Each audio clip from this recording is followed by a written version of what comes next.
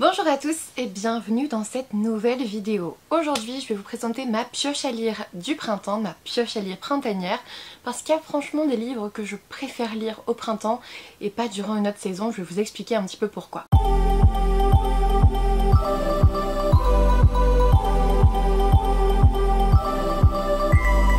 Peut-être que ça ne concerne pas tous les lecteurs, mais je pense qu'on est pas mal influencé quand même par les saisons de l'année au niveau de nos lectures. Par exemple, dans l'hiver, j'aime bien lire des... Alors, j'en ai pas trop lu, j'avoue, mais hiver et été, je vais plutôt lire du... C'est là que je vais sortir mes thrillers, mes polars. Voilà, par exemple. Au niveau de l'été, ça va être de la détente, donc soit du polar, soit du poche, enfin des trucs assez simples, des mangas, des choses comme ça. L'automne, je vais sortir les plus gros livres de fantasy que j'ai la plupart du temps, j'aime bien. Et puis le printemps, je vais être un peu plus portée vers les poches, parce que ça commence avant l'été, les contemporains, un tout petit peu de fantasy, vous verrez j'en ai mis quelques-uns, et puis tout ce qui appelle au renouveau, tout ce qui appelle à la réflexion, tout ce qui appelle au changement. C'est vraiment tout ce qui évoque le printemps pour moi, tout ce qui est floraison, tout ce qui est renouveau, tout ce qui est réflexion aussi sur soi pour justement un futur renouveau. Voilà, vous allez voir, ce sont des thèmes qui transparaissent à peu près dans mes lectures, mais pas toujours non plus, je fais quelques exceptions quand même. Hein. Le premier roman de cette pioche à lire, en fait c'est ma lecture en cours, je suis déjà à la moitié parce que je l'ai commencé au Read With Me d'hier sur Twitch. Il s'agit de Mémoires de la forêt de Michael Brun-Arnaud, donc les souvenirs de Ferdinand Taupe, illustré par Sanoé aux éditions L'École des loisirs. Comme vous voyez, pour moi, cette couverture là elle est printanière. On est dans la forêt, on est avec ce renard qui s'appelle Archibald Renard tout simplement, qui tient une librairie au creux d'un chêne. C'est la librairie qui lui a été léguée par son père, par son grand-père, bref, vous voyez. Le principe de cette librairie, c'est qu'en gros tous les animaux de la forêt peuvent écrire un livre et le mettre dans cette librairie en attendant qu'il soit acheté. Ça a été le cas de Ferdinand Taupe qui a écrit ses mémoires, qui a écrit son autobiographie, sauf que voilà, ce jour-là, il revient pour venir chercher en fait son livre parce qu'il a la maladie d'Alzheimer. On vous dit dedans, vu que c'est un livre jeunesse, je vous montre un peu, il y a des illustrations, c'est trop beau. Vous voyez, il y a des... On vous dit que c'est la maladie de l'oubli-tout et c'est extrêmement bien fait, il y a énormément de symptômes qui sont là et que bah, moi je reconnais parce que je suis... Alors je suis pas des patients atteints d'Alzheimer, mais c'est vrai que souvent on demande aux psychiatres de passer parce qu'il y a des troubles du comportement, parce que voilà, et on demande souvent un avis dans ces cas-là, donc c'est vrai que bah, j'en connais plusieurs avec des maladies neurodégénératives, c'est clair, et j'aime beaucoup, voilà, j'aime beaucoup, ça me plaît énormément, on en parlera dans un prochain update lecture, je vais le finir très bientôt parce que bah vous voyez c'est écrit assez gros hein. Ensuite je vous ai dit au printemps j'aime bien lire du contemporain. Bah écoutez, j'ai mis dans cette pioche à lire l'un des derniers livres contemporains que j'ai acheté. Il s'agit de Ce qu'elle a laissé derrière elle d'Hélène Marie Wiseman aux éditions Faubourg Marigny. Ici, je vous l'ai peut-être déjà dit, on parle d'un asile. Voilà, on est d'abord, en fait il y a une double temporalité en 1995 et 1929. En 1995 on suit Izzy Stone qui a sa mère qu'on dit atteinte de folie parce qu'elle a tué dans son sommeil son mari d'un coup de fusil. Voilà. Et en gros, Izzy, elle va aller faire un stage, je crois. En gros, elle vit avec sa famille d'accueil et elle va être amenée à cataloguer les objets trouvés dans un asile abandonné depuis plusieurs années qui s'appelle Willard. Et en fait, elle va tomber sur des lettres jamais ouvertes qui vont justement ouvrir une fenêtre vers son propre passé. Et à côté, on est en 1929 avec Clara Cartwright qui a 18 ans et qui va se retrouver envoyée dans une chic résidence pour malades nerveux par son père. Mais à un moment donné, il y a le krach boursier à ce moment-là, en 1929, et son père va perdre toute sa fortune et il va plus pouvoir payer ce centre pour riches, et du coup elle va se retrouver elle aussi du coup à Willard, l'asile public. Vous voyez un petit peu la double temporalité. Moi à partir du moment où tu parles asile plus double temporalité, tu m'avais eu, je l'ai acheté directement. Il fait presque 500 pages, il me fait extrêmement envie et vraiment je trouve que c'est une lecture de printemps. Voilà. Ensuite, un autre contemporain que je viens de recevoir de la part des éditions Charleston, il s'agit de 8 battements d'ailes de Laura Trompette. Là pour le coup, on suit 8 femmes, dont une conductrice de poids lourd sur les routes de France, une porte-parole de la Maison Blanche, une prisonnière en Chine, une orpheline en Inde, bref, pas mal de femmes différentes qui, je pense, vont former une grande sororité plutôt. Et ça avait l'air très très bien, j'ai vu les avis des copines qui l'ont déjà lu parmi du coup les lectrices Charleston, ça a l'air génial. Laura Trompette, c'est un nom plutôt fiable.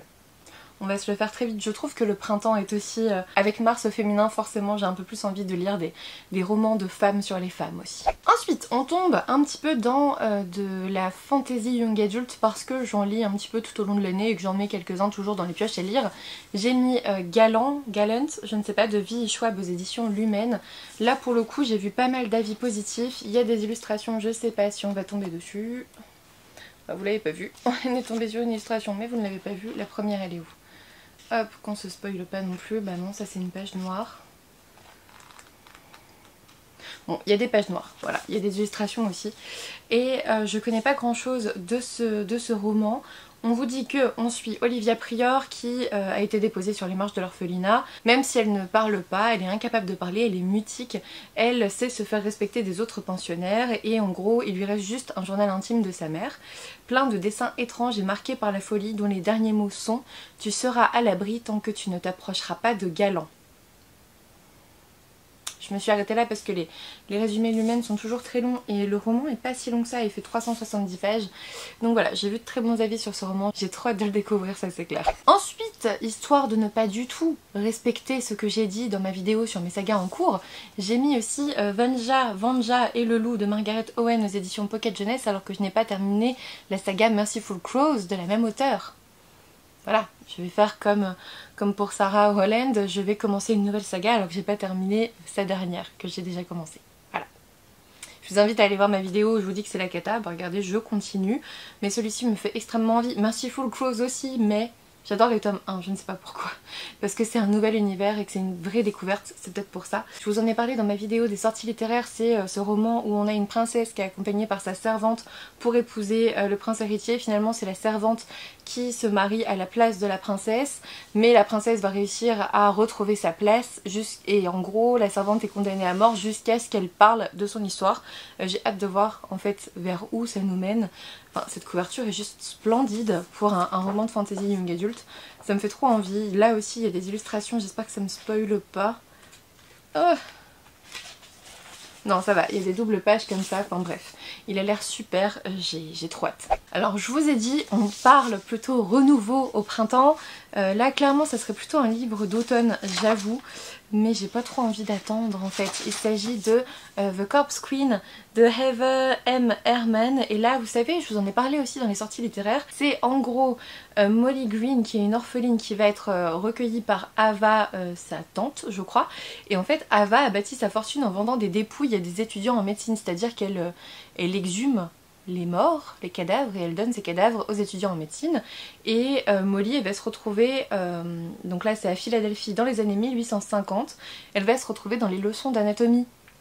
Alors moi j'ai déjà fait, hein, pas des autopsies, des dissections, parce qu'à ce moment-là c'était pas une autopsie, c'était des dissections, des gens qui donnaient leur corps à la science. Et bah là pour le coup, voilà, elle va étudier pour devenir chirurgienne en 1850 à Philadelphie, c'est pas vraiment facile, vous vous en doutez, bref, ça me faisait trop envie, surtout avec ce côté, on exhume les morts avec les cours d'anatomie et tout, ça me faisait trop envie.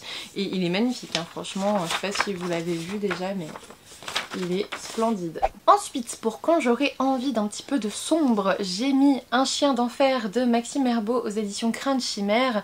Là pour le coup, on est avec un jeune couple qui est victime d'un grave accident de voiture. On a la dame qui est décédée, l'homme lui va se retrouver avec le Jack Russell et en fait il va s'apercevoir que ça n'est pas qu'un simple chien. Voilà, c'est plus que ça, il va même se demander si le chien n'a pas provoqué l'accident, bref. Je sais pas trop vers quoi on va, avec Maxime Herbeau c'est forcément un petit peu barré à un moment donné. Du moment que je suis avertie, moi ça peut le faire, j'ai trop hâte de voir ce que ça donne. Toujours dans la noirceur et après promis on revient aux plantes et tout ça, j'ai mis Zaodi de Sarah Bushman et Morgan Stankiewicz aux éditions Noires d'Absinthe. Là vous le savez c'est le thriller asiatique sombre et cruel sur fond de secte. Voilà, en Chine en 2015, moi j'ai hâte, surtout que c'est noté collection Entre de la folie. Je me doute que oui ok c'est sombre mais ça va aussi me faire réfléchir et c'est pour ça que je l'ai mis dans cette pioche à lire de printemps parce que je m'attends au printemps à lire des choses qui vont me faire réfléchir et vous verrez j'ai aussi mis des essais du coup dans ce but. On revient à des romans vraiment plus printaniers. J'ai mis dans cette pioche à lire Là où les arbres rencontrent les étoiles de Glendy Vandera aux éditions Charleston. Dans cette histoire, on est au cœur des forêts de l'Illinois avec Johanna Till qui sait façonner une routine paisible et solitaire, mais elle va se retrouver, je crois, avec une jeune fille qu'elle va retrouver voilà, pieds nus et en pyjama, une petite fille, et elle affirme être venue des étoiles pour assister à 5 miracles sur Terre. Rêverie d'une enfant ou réalité perturbante, le mystère ne fait que s'épaissir à mesure que les jours passent. Ça avait l'air assez... Je sais pas s'il y a un moment un peu contemplatif, d'ailleurs j'ai pas mis de... Je pense que je mettrais peut-être quand même dans cette pioche à lire un ouvrage asiatique, peut-être japonais ou coréen, parce que bah clairement le printemps il y a un côté contemplatif de la nature aussi. Je sais pas encore lequel donc je l'ai pas mis dans cette vidéo, mais bon vous aurez le temps de me suivre durant le printemps, c'est jusqu'au 1er juin, on a le temps. Ensuite dans cette pioche à lire j'ai aussi mis le roman de Sarah, donc de Mrs. Book-Yarmond. Il s'agit de Amour, gluten et sororité, donc c'est un roman qu'elle a auto-édité et qu'elle a eu la gentillesse de m'envoyer il me semble l'an dernier, je crois. Dans tous les cas, ça me ferait super plaisir de le lire. En plus, elle me l'avait dédicacé avec un très très grand mot. Elle est adorable, Sarah, je l'aime beaucoup. Dans ce roman, on suit Ellie et sa meilleure amie Eva. Non, attendez, on a la cousine Ellie, la meilleure amie Eva, et du coup on suit Yael qui mène une vie bien remplie entre son blog, son futur livre de cuisine et les séances pâtisserie, ainsi que ses sorties légèrement alcoolisées avec du coup sa cousine et son amie. Et elle est dans les bras de Romain avec qui elle entretient une relation sans attache. Ça avait l'air frais, ça avait l'air beau, ça avait l'air voilà, dans une certaine question de sororité avec beaucoup d'amour, en tout cas amour amical, amour amoureux, je ne sais pas, mais ça a l'air plein d'amour parce que de toute façon c'est Sarah qui est elle-même pleine d'amour. Voilà, ça me faisait trop envie, je pense qu'il est parfait pour lire au printemps. Voilà Sarah, on va se le faire cette fois-ci. Je vous l'ai dit, avec Mars au féminin, clairement le printemps pour moi ça rime aussi avec femmes, enfin livre sur les femmes écrit par des femmes. J'ai mis Les promesses de Julie Mikhailovic. Désolée Julie. C'est un roman auto-édité, on vous dit 4 siècles, 4 femmes, un seul combat. À l'intérieur, franchement pour mes poignets il est très très lourd. Et il est écrit tout petit, mais il est très beau ton roman. Mais voilà, il est vraiment écrit assez petit. Elle me l'a dédicacé, c'est trop gentil, merci beaucoup Julie. Bref, ça me faisait trop envie, on passe du 16e au 21e siècle, de l'obscurantisme aux suffragettes. Iris, Isor, Irène et Inès s'élèvent vers une même promesse, celle d'être libres, quoi qu'il en coûte. Et si au-delà du temps, elles pouvaient unir leurs forces. Ça donne trop envie. On est d'accord, c'est un roman typiquement de printemps, il faut vraiment que je me le fasse maintenant. Ensuite, je me suis dit pourquoi ne pas terminer l'hiver avec un petit roman de l'homme sans nom. Il s'agit de Que passe l'hiver, donc de David Brie, qui va d'ailleurs sortir un nouveau roman. Franchement, je vous laisse découvrir sur Instagram, la couverture est assez dingue. Celle-ci aussi, hein, mais la nouvelle elle est ouf. Voilà, ici on vous dit alors... Que passe l'hiver raconte le destin d'un jeune homme aux pieds beaux et d'un roi au long bois de cerf pris dans le maelstrom d'un monde qui se meurt peut-être. Ça a l'air trop bien. Que passe l'hiver sur la clairière, aux étranges trous et sombres, à la magie puissante et au mystère sans fin, aux dieux, aux hommes si cruels. Que passe l'hiver sur un roi, mi-dieu, mi-homme, au destin funeste, sur celui qui devina la mort de ses terres, ne put s'y résoudre. Que passe l'hiver, oui, mais qu'en restent les souvenirs. J'ai trop hâte de découvrir David Brie que je ne connais pas encore, ça me fait trop envie. J'ai hâte, voilà, j'ai juste hâte. Ensuite, j'ai aussi mis un ouvrage de poésie et pas n'importe lequel. Il s'agit de Violette sur l'herbe à la renverse de Lana Del Rey aux éditions Seuil. Donc Lana Del Rey, je pense que je vous la présente pas. On est sur ce genre d'ouvrage avec plein de photos, de poèmes et tout. Il a l'air magnifique. Il a l'air vraiment magnifique. Je pense que Violette sur l'herbe à la renverse, ça appelle au printemps. Voilà, il devait arriver dans cette pioche à lire de façon assez logique. Ensuite on repart un peu dans la littérature de l'imaginaire, j'ai aussi mis Blood of Wonderland, donc l'histoire de la Reine de Cœur, le tome 2 de Colin Hawkes aux éditions Snag. Pour le coup j'avais adoré le tome 1, je vous en parle dans le dernier update lecture il me semble. Ça me faisait trop envie du coup de continuer l'histoire, je veux absolument continuer l'histoire avec Dina, cette jeune Reine de Cœur. Voilà, j'ai envie d'en découvrir plus sur l'univers parce que là je sais qu'on va bouger un petit peu. Il fallait que je le mette maintenant. Vraiment, sinon je vais pas le lire avant la fin de l'année, c'est sûr. J'ai aussi mis Le reflet brisé de Nina Gorlier aux éditions Magic Mirror. Ce roman, c'est l'histoire d'une femme qui est défigurée, qui est promise à je sais plus quel homme, à Wilhelm II. Voilà, Willem vient de prendre pour épouse Kirsten von Schaffen, mais l'union n'est que politique, nécessaire pour calmer les tensions. Et en gros, la jeune princesse va subir de plein fouet la cruauté de la cour, étrangère au pays, défigurée, sans famille ni amis. Elle est une cible facile pour Willem et ses partisans. Pour le coup, on va suivre une femme, je pense, très forte, qui est défigurée, qui se retrouve à la cour comme princesse et qui est étrangère au pays, ça donne trop envie. Et puis on sort un petit peu de ce cliché de la princesse absolument magnifique et parfaite en tout point. J'adore, j'ai trop hâte de le découvrir. Je vous en parle dans le live des clichés littéraires que je vais faire pour moi dans une demi-heure, il faut que je me dépêche. Mais pour vous, voilà, ça a été posté lundi en replay sur YouTube. J'ai trop envie forcément. Ensuite, j'ai choisi ce roman parce que je pense qu'il peut faire tout à fait réfléchir. Il s'agit de Plus heureux que jamais d'Adam Silvera aux éditions Robert Laffont dans la collection R. Là pour le coup, on est avec l'Institut Leteo qui vous dit qu'ils peuvent vous aider à oublier plein de choses. C'est-à-dire qu'on va suivre Aaron Soto qui va découvrir la technique d'ablation de la mémoire. Et en gros, lui, ce qu'il voudrait oublier, c'est non seulement le suicide de son père, sa propre tentative de suicide, l'infinie tristesse de sa mère, leur vie misérable, bref, il a très envie d'être heureux en oubliant tout ce qui le rend malheureux. Mais est-ce que ça suffit vraiment? Est-ce que ça marche Est-ce qu'on est vraiment heureux quand on oublie tout ce qui nous a rendu malheureux? C'est la question, je crois connaître la réponse parce que ça fait partie aussi de la psychothérapie, ça fait partie de mon métier, mais j'ai hâte de voir ce qu'Adam Silvera va en dire. Ensuite, j'ai bien envie d'aller découvrir un nouveau monde. J'ai mis Cratera, le tome 1, Le Puits des Étoiles de Jean-Marc Reboul, aux éditions Inceptio. Vous savez, dans cette histoire, on suit cette expédition qui part à la recherche d'un site mystérieux qui est appelé Puits des Étoiles.